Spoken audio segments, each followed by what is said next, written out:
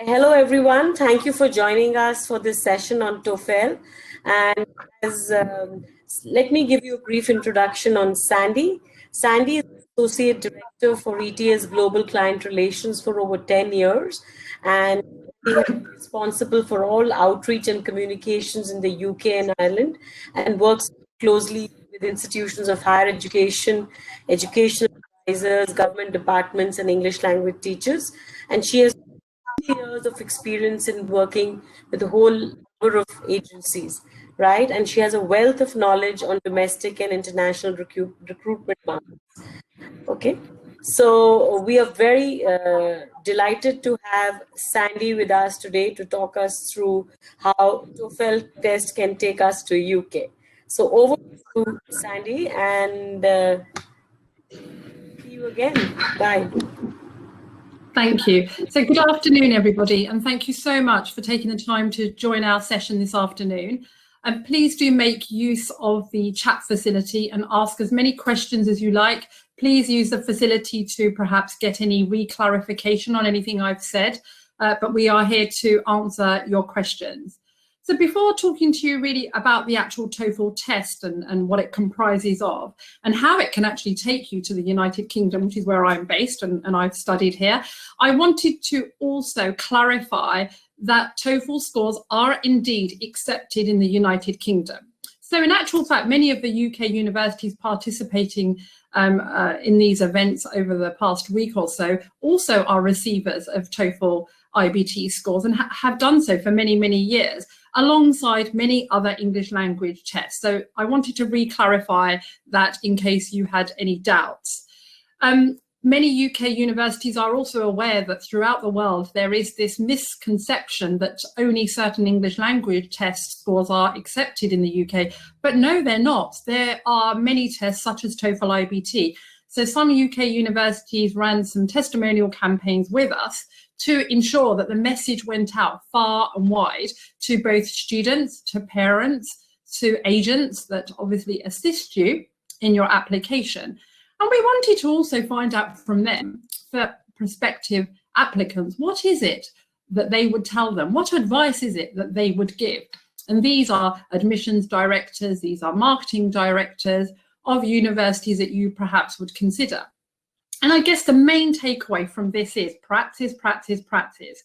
Learning English or developing your English language ability goes beyond just learning it for the sake of passing a test. If you really want to succeed and get a really good job or a career in a particular field, it goes beyond that. And this is exactly what some of the universities want to get across. However, some of you may still be wondering, okay, but we still have the Home Office and we have, a list of English language tests that are approved by our immigration department. However, TOEFL is still accepted for degree level and above. And I just wanted to again reinforce how, because again, you will be using agents who are very well versed on this and they know TOEFL is accepted. But even though we are not on a list as such, the UK Home Office, on this slide you'll see very clearly, and I've added the URL in case again you're still in doubt, for degree level and above, you can see knowledge of English needed does not include a CELT. So TOEFL does meet these requirements. So again, universities are encouraging applicants from all over the world, not just to think about the normal suite of English language tests that you may consider, but consider TOEFL as one of those, because if you do, you will gain admission so long as you meet the requirements at a UK university. As well as ourselves, universities, as I mentioned briefly earlier, are also aware that students may not be aware that their institution accepts TOEFL. So they clearly not only promote TOEFL in terms of as an acceptable test, they also remind you that as a university, a TOEFL assessment can be accepted. So this is just some text that's from a particular university website to provide further reassurance to you that should you choose, because it is your choice at the end of the day, to take a TOEFL test, it will indeed be accepted.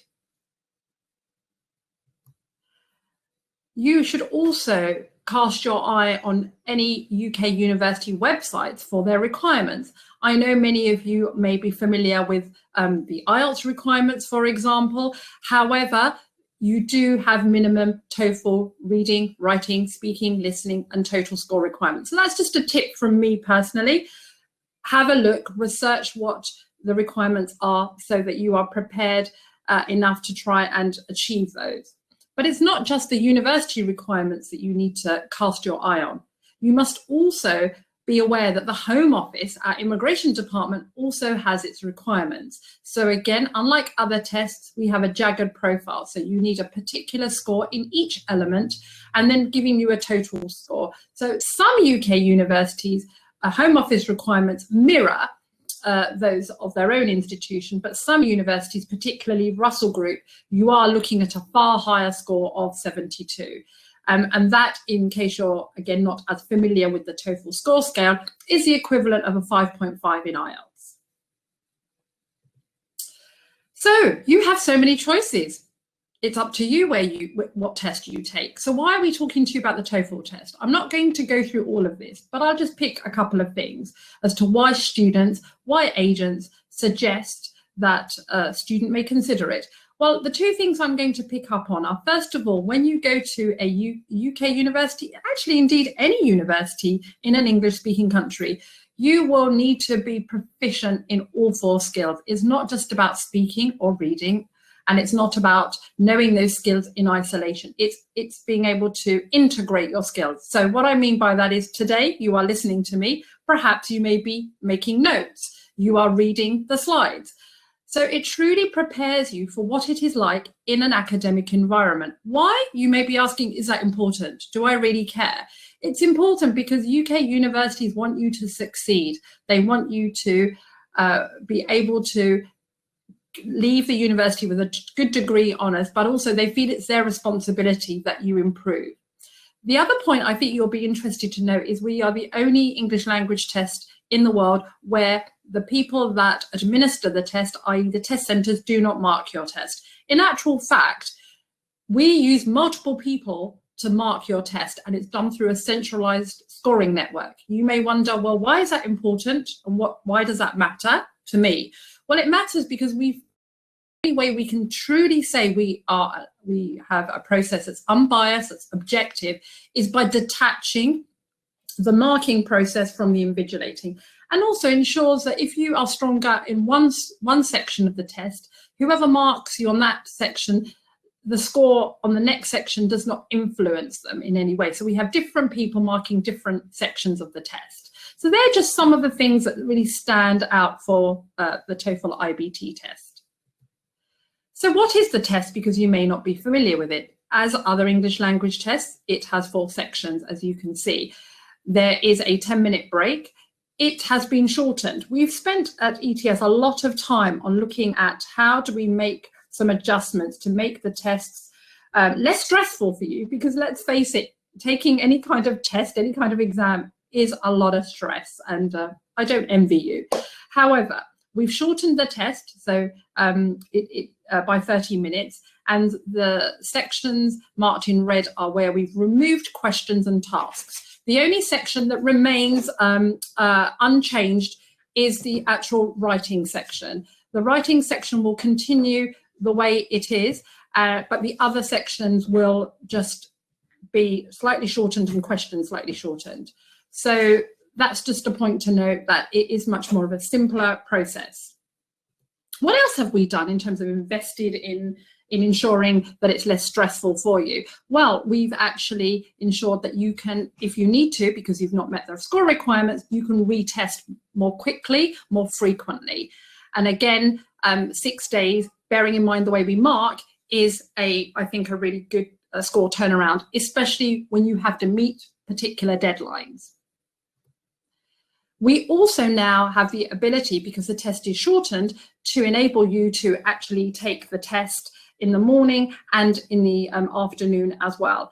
So again, providing you with, I guess, a lot more flexibility.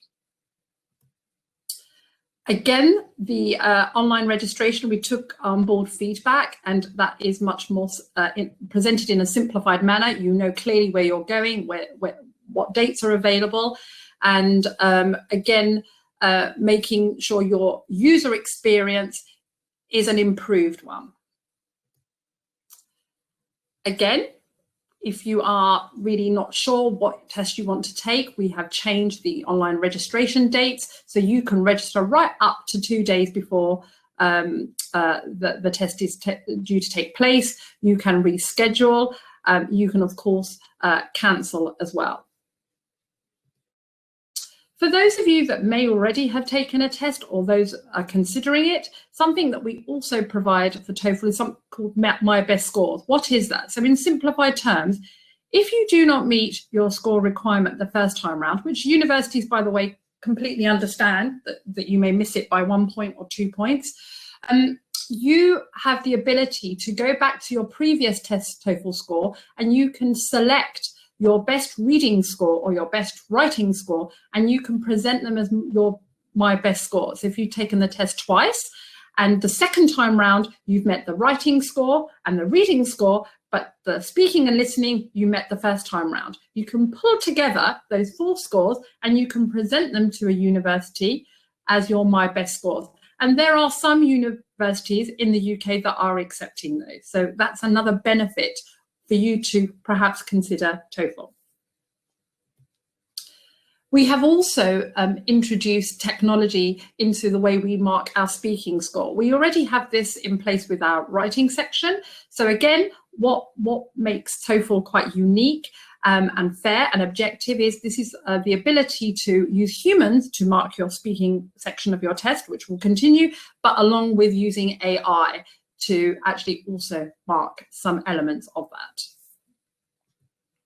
I would really recommend that you, before taking any English language test, that you perhaps look at all the freely available test prep. We have a wealth of free test prep on our website that's very accessible, and also practicing and taking advantage of any free practice tests as well, which I'll come on to shortly. So before we wrap up the session, and obviously please continue to send through questions or any clarifications, I also want to remind you, in case you're not aware, that during this unfortunate COVID-19 period of time, we are going to continue to provide the special at-home edition of IBT. For some of you, that you may not know what that is. So the IBT score table that I presented to you earlier, it is the same test in the same format, but not delivered at a test centre, delivered from the comfort of your home. Okay, so it's exactly the same. And again, UK universities are globally where we offer it, and we do offer it in India, throughout India. They are accepting IBT special at-home edition scores. Of course, you may be aware, or your agents will make you aware, that we have resumed testing across India. But again, because of the government restrictions, we may not be able to offer it everywhere. Secondly, we obviously are not in control of this pandemic. So it will continue to be offered. So please keep your eye out. But for you as a prospective applicant to a UK university, please be rest assured that the scores from this test will be accepted. The great thing for you to know is it's at the same price. There's no added cost to you. All of the points I mentioned earlier about the improvement in the test experience are apply exactly the same manner to the at-home edition of the test. So something you really need to bear in mind is that you must, and I cannot stress this enough, ensure that you meet our requirements, and I'll come on to those briefly. So one of those requirements obviously is ensuring that you've got a computer. You should also be aware that if you, again, have taken any language test, that there is a monitoring of test takers. This entire 3-hour test will be monitored through live proctors and the use of artificial technology. So there will be somebody on the other side videoing you, recording you throughout the period of the actual test. So just again, for your peace of mind, it's available 24 hours in the day. And again, you are able to sign up to sessions and times that are convenient to yourselves. So the requirements are on the website link below. And again, I cannot stress enough, for you to ensure that you're successful and you have no hiccups in technology, you please check that you meet those requirements, okay? Of course, there may be glitches in the internet, there may be other things that are beyond your control, and then we would obviously look at providing you with another test. But the basics you must ensure that you have in place. And that's not just the actual computer requirements, that's the environment that you're sat in. For example, you can't be sat on your bed, for example. You have to be sat in front of a proper desk. The computer must have a speaker, because as you may have recalled from the slide earlier, we assess speaking through a microphone, and there must be a camera. And that camera is also going to be used for you as a test taker to show the proctor the room, so they can see that the environment meets our requirements. And of course, as well as Windows, you can use Mac that has a Windows already installed upon it. So to actually receive more updates, whether or not you're sure or unsure, please email us, contact us. We also have colleagues who are at our virtual kiosk. My colleague Sadaf is there, and Ashraf, and please go there for a free practice test and a heavily discounted IBT test booking. So should you want to undertake an IBT test, we are offering through TC a discounted IBT voucher. But personally, for me, you should definitely take advantage of the free practice test. It's the closest thing to the test. It will give you a really good indication as to how far off the actual score required by the institution, by the Home Office you actually are. And then, of course, take advantage of the discounted voucher and book your test, because whether you want to come to the UK this academic cycle or next academic cycle, or for a postgraduate course in January, you still have ample time to do so. So the one takeaway for you today, as well as everything else I've told you, is that should you decide to take a TOEFL IBT test, the regular one or the one at home, both are accepted for study in the UK, and UK universities will welcome, as will we, for you to take the TOEFL IBT test. Thank you once again for your time this afternoon. Really appreciate it. And please stay safe and healthy.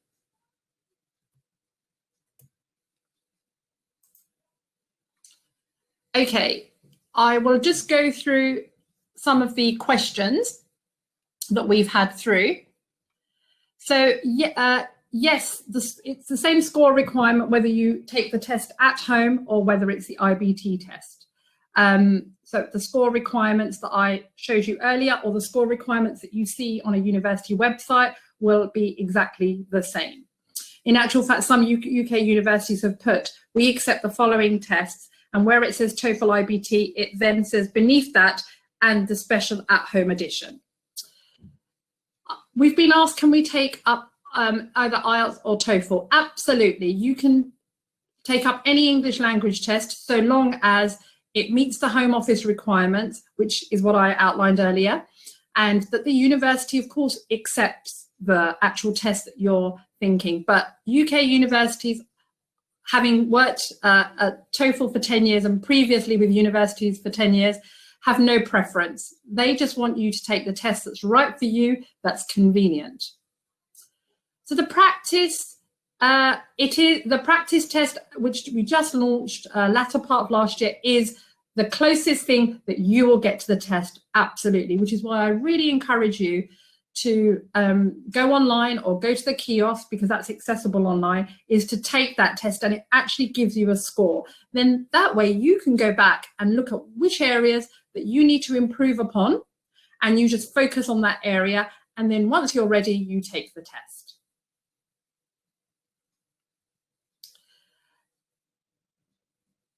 Is the TOEFL test accepted for nursing requirements in UK? It is for European candidates, But at the moment, we are working closely with the Nursing Midwifery Board to look at them accepting other tests. There has been by NMC an invitation to consider other English language tests. They are looking to extend and broaden the number of English language tests that they accept.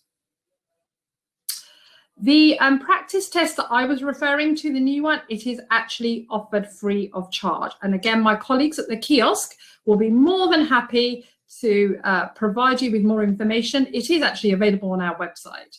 And then you can, again, buy, if you want to, materials in areas that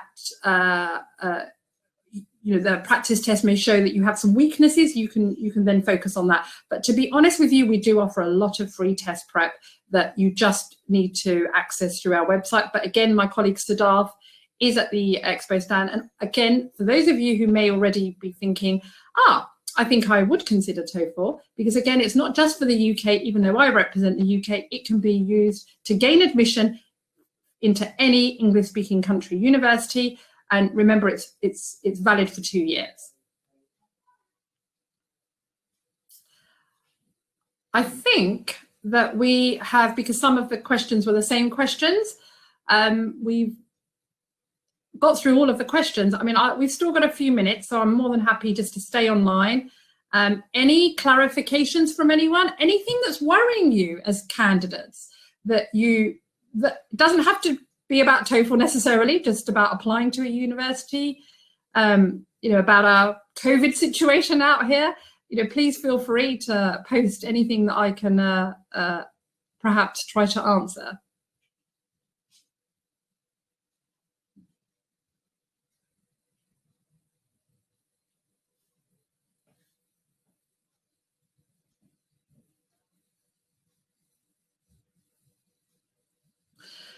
So we've just had a question about testing start. So in India, the IBT Special at-Home Edition has been running since March the 26th.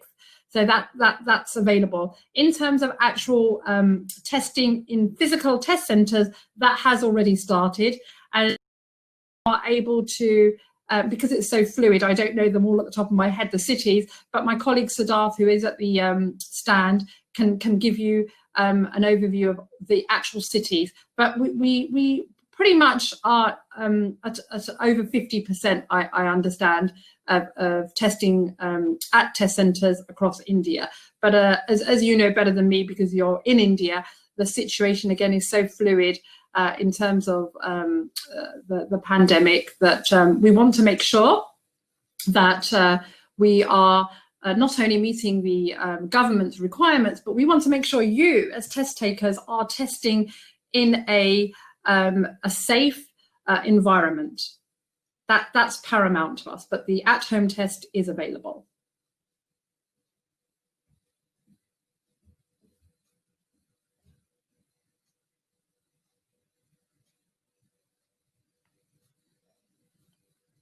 So we've still got a few minutes in case there's any other burning questions.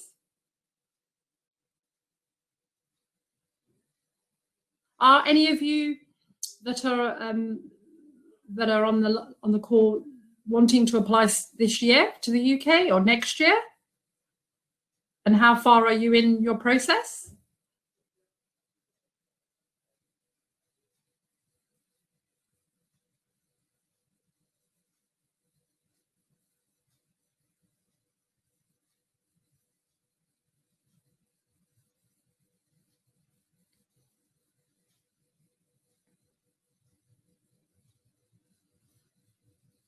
So hopefully I've answered all your questions, but there doesn't seem to be many others coming through, or you're particularly shy of asking any questions, or you're saving them all for my colleague, Siddharth.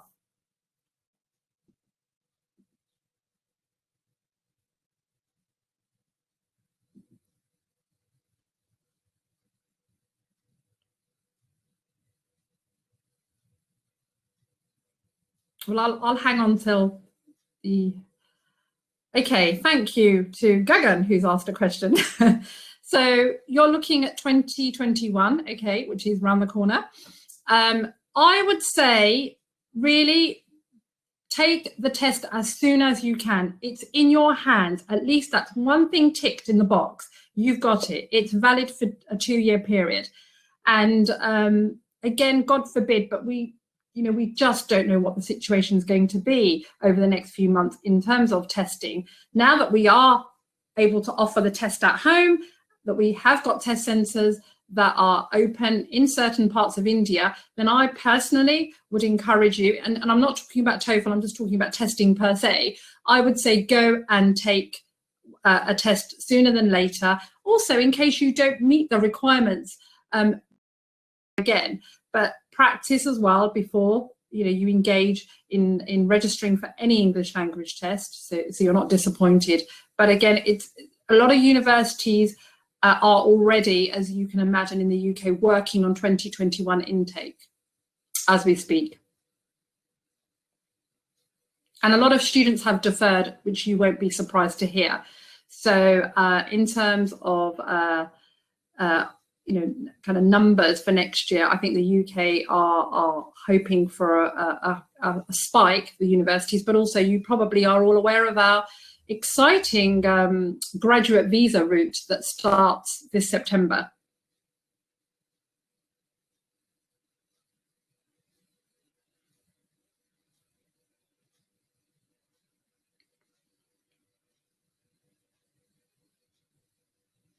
You're welcome, Gagan, and best of luck with your pursuing of which English language test.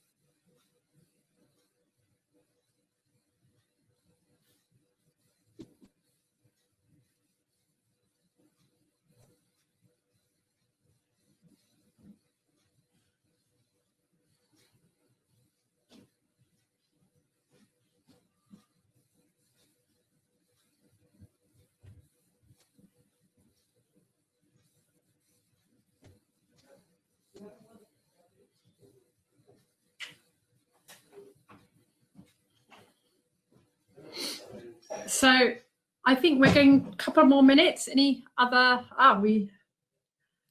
questions? Thank you, Siddharth. So we actually have more test centres than I had provided information, 75% in India. And Siddharth has given us a great tip, which is that use the TOEFL mobile app. So again, the 75% may be in cities that are not convenient to you. So please don't forget that you have the option to take the at-home edition test as well, which is widely accepted. UK universities, like universities elsewhere, understand the constraints and understand how difficult and challenging this is in terms of being able to get a test and obviously apply, but they definitely want to see your applications. But again, please, if you are considering the special at-home edition test, ensure that you do meet both the computer and the actual environment requirements.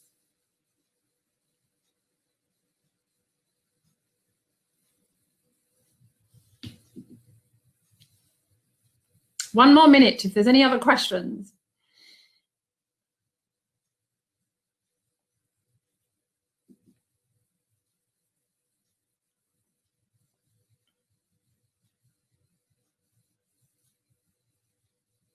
So I hope this was of interest.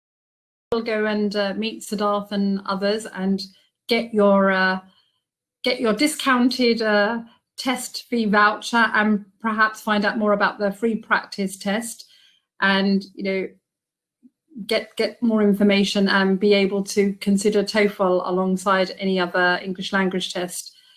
And yeah, thank you once again for taking the time to come and listen to us, and best of luck, and please stay safe and healthy.